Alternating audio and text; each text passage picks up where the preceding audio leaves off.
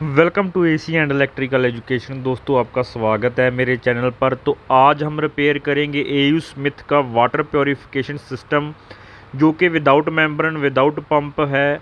और इसमें 4 स्टेज जो है प्योरीफिकेशन सिस्टम है, उसके बारे में भी बात करेंगे और साथ ही साथ इसे रिपेयर करते हैं। तो सबसे पहला दोस्तों काम ये कीजिए कि चैनल को सब्सक्राइब कीजिए अभी, अगर आपने सब्सक्राइब नहीं किया है पहले, और चैनल को लाइक और शेयर भी कर देना। दोस्तों, हम आपके लिए वीडियो बनाते हैं और वीडियो बनाने में बहुत मेहनत लगती है। तो जो आज का हमारा आरओ है, ये एयू स्मिथ कंपनी का आरओ है, जिसमें कि 4 तरह का सिस्टम लगा हुआ है पानी को साफ़ करने का।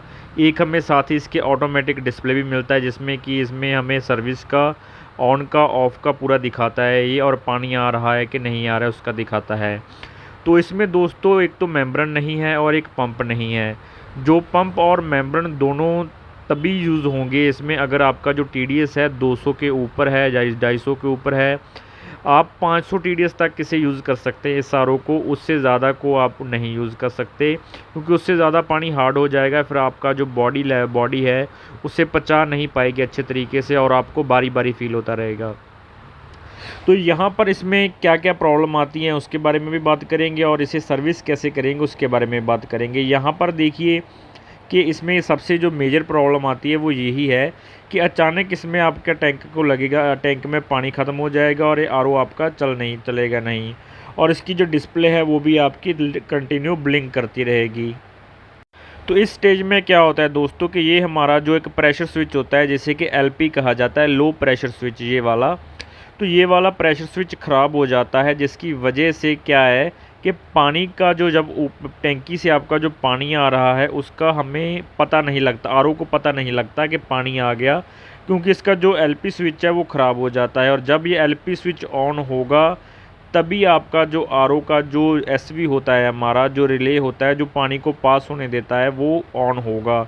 जब वो ऑन होगा तभी हमारा जो पूरा प्योरीफिकेशन सिस्टम चलेगा इसका, और हमारा टैंक में पानी जाएगा। तो इसमें सबसे जो पहला काम ये है कि हमारा इसमें सेडिमेंट में पानी जाएगा। सेडिमेंट में पानी जाने के बाद जो हमारा सेडिमेंट फ़िल्टर होता है, जो मिट्टी वगैरह निकालता है, उसमें वो निकालेगा सबसे पहले। उसके बाद हमारा जो इसमें ऑर्गेनिक्स रहते हैं पानी में, वो हमारा कार्बन फ़िल्टर लगा हुआ है इसमें, वो निकालेगा। कार्बन फ़िल्टर के बाद हमारा यूवी लगा हुआ है, और उसके बाद हमारा यूएफ। तो यहाँ पर देखिए कि हमने बहुत कोशिश किया कि इसको प्रेशर देंगे, शायद ये स्विच ख़राब हो, कहीं कचरा ना चला गया हो। हमने क्लीन करके इसमें प्रेशर भी दिया मुंह से, लेकिन क्या है, ये ऑन नहीं हुआ। इसका मतलब ये है कि ये बिल्कुल डेड हो चुका है, ख़राब हो चुका है। तो यहाँ पर हम नया स्विच भी लगा सकते हैं, कोई इशू नहीं है। अगर आप लगाना चाहें तो लगा सकते हैं। अगर आपके पास नया स्विच नहीं है तो आप इसको डायरेक्ट भी कर सकते हैं। डायरेक्ट का ये होता है कि अगर आपकी टैंकी में पानी ऑटो कट वगैरह लगा है, आपकी टैंकी में पानी कभी ख़त्म नहीं होता, तो फिर आप स्विच ना भी डालेंगे तो भी चल जाएगा। क्योंकि क्या है कि अगर इसमें पानी नहीं आएगा तो आपका सिस्टम ऐसे इसका चलता रहेगा, बिजली फूकती रहेगी। इसलिए ये सिस्टम लगा होता है कि अगर इसमें पानी नहीं आ रहा है ऊपर से तो ये ऑन ही ना हो आपका सिस्टम। तो अभी ये ब्लिंक कर रहा है, तो हमने इसका जो वायर है डायरेक्ट करेंगे, डायरेक्ट कर दिया है। तो अभी ये थोड़ी देर में स्टिल हो जाएगा। वो देखिए इसका जो ग्रीन एलईडी है वो स्टिल हो चुका है, और जो रिले है इसका वो भी ऑन हो चुका है, यानी हमारा एसवी जो है वो ऑन हो चुका है। मैं मुंह से हवा दे रहा हूँ तो दोनों तरफ से हवा जो है पास हो रहा है। तो इसमें यही मेजर प्रॉब्लम था कि इसका जो एलपी स्विच है वो ख़राब हो जाता है। अगर आपका इस पर डिस्प्ले पे वो जो ग्रीन इंडिकेटर है इसका वो ब्लिंक कर रहा है, तो इसका मतलब ये है कि आपका एलपी स्विच ख़राब हो चुका है, या फिर पीछे से पानी नहीं आ रहा है। तो अभी हम क्या करेंगे, ये तो मैंने आपके इसके पार्ट्स के बारे में बता दिया। इसमें सेडिमेंट फ़िल्टर लगा है, कार्बन फ़िल्टर लगा है, यूवी लगा है, यूएफ लगा है, एसवी लगा है, एक टैंक है, और एक हमारा इसमें पूरा कंट्रोलर लगा हुआ है इसको कंट्रोल करने के लिए। तो अब हम इसकी करेंगे रिपेयरिंग, इसकी सर्विस। तो सर्विस में क्या है कि इसके जो नीचे वाले फ़िल्टर होते हैं, जो सेडिमेंट फ़िल्टर है, वो तो आपने चेंज कर ही देना है। क्योंकि क्या है कि वो मिट्टी ज़्यादा, क्योंकि जो हमारा वाटर वर्क्स का पानी आता है, अगर आपने वाटर वर्क्स के पानी पे लगाया है तो उसमें तो आपका डस्ट आना ही आना है, बहुत ज़्यादा डस्ट आता है। उसके लिए तो आपको हो सकता है कि 2 मंथ बाद आपको इसका जो सेडिमेंट फ़िल्टर है वो चेंज करना पड़े। अगर आप बाहर भी एक बाउल लगा लें तो बढ़िया रहेगा इसके, आप बाहर से उसे चेंज कर दिया करें। तो इसका सेडिमेंट चेंज करेंगे, और उसके बाद इसका जो कार्बन फ़िल्टर है वो चेंज कर देंगे। और जो हमारा यूवी होता है वो इसका जल्दी ख़राब नहीं होता। अगर उसमें जो ट्यूब वगैरह है उसका वो सही जल रहा है तो उसको हमने चेंज नहीं करना है, वो इसे रहने देना है। और लास्ट में बचता है हमारा इसका यूएफ लगा हुआ है। यूएफ को हम तभी कंडीशन में चेंज करेंगे अगर आपका जो सेडिमेंट फ़िल्टर है और आपका कार्बन फ़िल्टर है बहुत ज़्यादा भर चुका है पानी से और बहुत ही कम पानी इसमें से पास हो रहा है, ज़्यादा अच्छे से पास नहीं हो रहा है। इसका मतलब ये है कि पीछे से प्रेशर बिल्कुल भी नहीं आ रहा है, ये बिल्कुल ब्लॉक हो चुके हैं। तो उस कंडीशन में आप इसका क्या है कि यूएफ तक भी लगता है कि काफ़ी सारी डस्ट पहुंच गई होगी, तो इसलिए आपने वहां पर यूएफ को भी चेंज करना है। तो यहाँ पर ऐसी प्रॉब्लम नहीं थी इतनी ज़्यादा, लेकिन क्या है कि सेडिमेंट इसका बिल्कुल भर चुका था अंदर से, तो वो हमने चेंज किया। कार्बन का जो लाइफ है, जो इसका कार्बन का लाइफ होता है ज़्यादा नहीं रहता, कुछ 1 साल के करीब करीब रहता है, उसके बाद ये चेंज करने पड़ते हैं, वो भी हमने चेंज कर दिया। लेकिन हमने यूएफ वही रखा है इसमें, कार्बन और सेडिमेंट हमने चेंज कर दिया। इसमें अब हमने क्या है कि 2 सेडिमेंट हम इसमें लगाएंगे, क्योंकि एक पहले लगाएंगे कार्बन के पहले और एक कार्बन के बाद, क्योंकि कार्बन भी अपना थोड़ा कालापन छोड़ता है और जिसकी वजह से इसकी यूएफ में अगर वो अटक गए तो वो क्या यूएफ को ब्लॉक कर देंगे। तो इसलिए हम यहाँ पर डबल लगाएंगे, एक आगे की तरफ और एक पीछे की तरफ। तो इससे हमारा क्या है कि पूरा का पूरा जो सिस्टम है वो बिल्कुल अच्छे से वर्क करेगा। और ये हम थोड़ा सा जल्दी में चेंज कर लेते हैं, वीडियो को थोड़ा सा हम बढ़ाएंगे, स्पीड बढ़ाएंगे, आपको भी मज़ा आएगा देखने में। और इससे क्या है कि आपका टाइम भी बचेगा और हमारा टाइम भी बचेगा। तो वीडियो को थोड़ा सा तेज़ करते हैं। तो इस पर लिखा भी हुआ मैं दिखा देता हूँ, सेडिमेंट फ़िल्टर और कार्बन फ़िल्टर, ठीक है। एयू स्मिथ कंपनी का है ये, और इस पर लिखा है सेडिमेंट और कार्बन। इसकी जगह हम 2 सेडिमेंट और 1 कार्बन डाल देंगे। तो चलिए इसको थोड़ा सा तेज़ करते हैं। आप कोई भी अपने अकॉर्डिंग बढ़िया कंपनी का डाल सकते हैं, हम इसमें एक्वा का डाल रहे हैं। तो इसमें आप अगर आपको एयू स्मिथ का ही मिलता है तो आप वही डाल दीजिए, अगर वो आपके पास अवेलेबल नहीं है तो आप किसी और कंपनी का बढ़िया जो आपको लगे वो आप इसमें कार्बन और सेडिमेंट दोनों डाल सकते हैं। लेकिन जो आपने कार्बन डालना है वो अपने पोस्ट कार्बन डालना है इसमें, और सेडिमेंट तो आपको नॉर्मल सेडिमेंट ही मिलेगा, वो अपने सेडिमेंट डाल देना है इसमें। तो जो इसके पुश एल्बो वगैरह है हम वही यूज़ कर लेंगे, इसके ही हमारे एयू स्मिथ के जो लगे हुए हैं वही हम पुश एल्बो और पाइप्स उतार कर वैसे ही फिटिंग कर देंगे, जो कि इजीली रहेगा हमारे लिए। तो पाइप का वेस्टिंग नहीं रहेगा। तो यहाँ पर हम एक्वा का ही पोस्ट कार्बन फ़िल्टर ले रहे हैं, तो यहाँ पर इसके एल्बो वगैरह हम यहीं पे उतार लेंगे।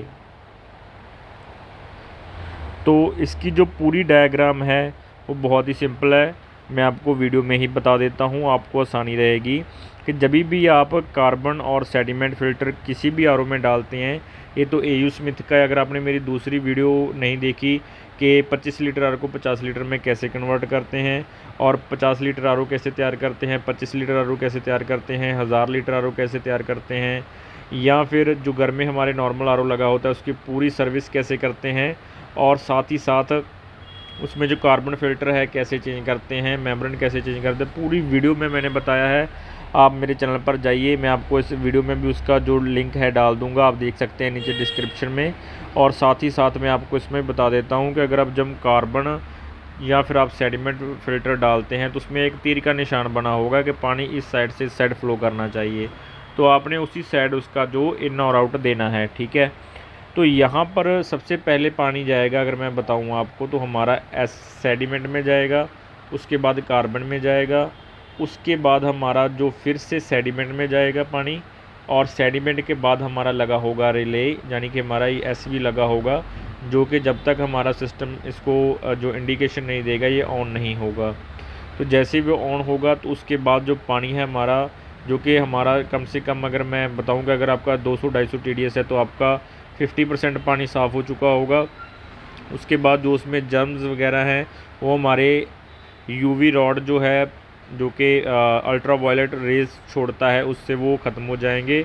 उसके बाद हमारा जो कीटाणु थोड़े बहुत रह गए हैं, वो हमारा जो यूएफ लगा होता है वो बहुत ही वो भी बारीक होता है, 0.0 होता है, तो वो उससे वो होके वो बिल्कुल साफ़ हो जाएगा हमारा पानी। तो वो हमारा पीने के लिए पीने लायक बिल्कुल प्योरीफाई पानी हो जाएगा।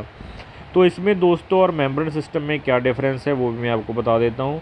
मान के चलिए आपके घर का TDS 500 है, आपने अगर ये आरओ लगाया तो उसमें क्या है कि जब आपने दोनों आर ओ लगा लिए, मान के चलिए आपने ये आर ओ लगा लिया, आपका TDS 500 है, तो उसका जो TDS है जब आप चेक करेंगे ये आर ओ लगाने के बाद भी, तो जब आप पानी पीने वाला इसके टैंक में से निकालेंगे तो उसका TDS भी आपको 500 ही मिलेगा। लेकिन क्या है, आपको देखने में पानी वैसा ही लगेगा और TDS चेक करेंगे तो भी उतना ही आएगा। लेकिन क्या है कि पानी अंदर से साफ़ हो चुका है, उसमें जो डस्ट रस्ट ऑर्गेनिक्स थे, कीटाणु थे, जर्म्स थे, वो सभी वो मर चुके हैं, पानी साफ़ हो चुका है। और वो हाई अल्कालाइन, हाई तो नहीं कहूँगा मैं, लेकिन अल्कालाइन वाटर नॉर्मल जो pH लेवल होता है उसमें वो रहेगा, मेंटेन करेगा वो आपका, ठीक है। जिससे कि आपको जो एल्युमिनियम, जो भी आपको मटेरियल जैसे कैल्शियम मैग्नीशियम बॉडी को चाहिए होते हैं हमारे, वो प्रॉपर मिलेंगे उसमें आपको।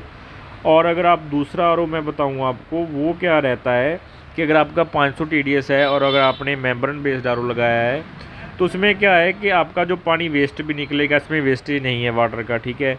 उसमें पानी आपका वेस्ट भी निकलेगा और साथ ही साथ जो आपका TDS लेवल है अगर आप चेक करेंगे तो आप 50-100 जितना चाहे उतना कर सकते हैं। अगर आप बिना TDS से रजिस्टर लगाए चेक करेंगे तो मेरे अकॉर्डिंग उसका जो TDS है वो 30 से 40 का आएगा, अकॉर्डिंग टू आपकी मेम्ब्रेन कौन सी कंपनी की लगी है, बढ़िया या लो।